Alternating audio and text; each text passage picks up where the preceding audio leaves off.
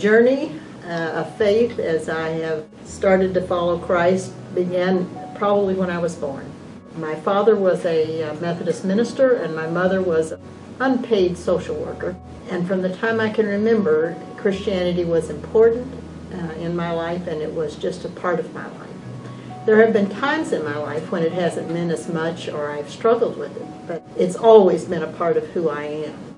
Growing up in Arkansas, my parents were very active in the church, of course, and I would see my dad on Sunday morning talking about Christianity, and then I'd go with my mother and we would have either a Vietnamese family over at our house that we were helping, or we were going out to the migrant workers. We would prepare meals, we'd go tutor.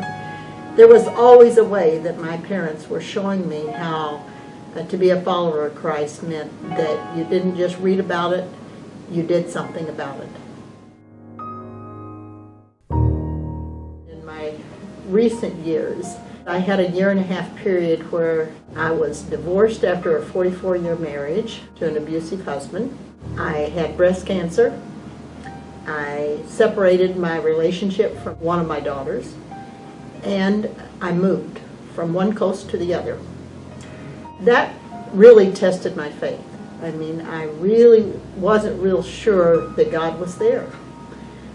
But as I moved through it, and with the help of my family and friends, and also my struggle with God, I found that I am a follower, that I believe and am committed to what Christ says for us, and I want His life to be in mine, so that as I live it, it moves out.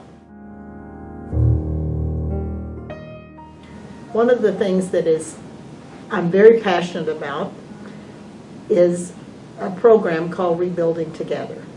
And I started back in 1997 back in California.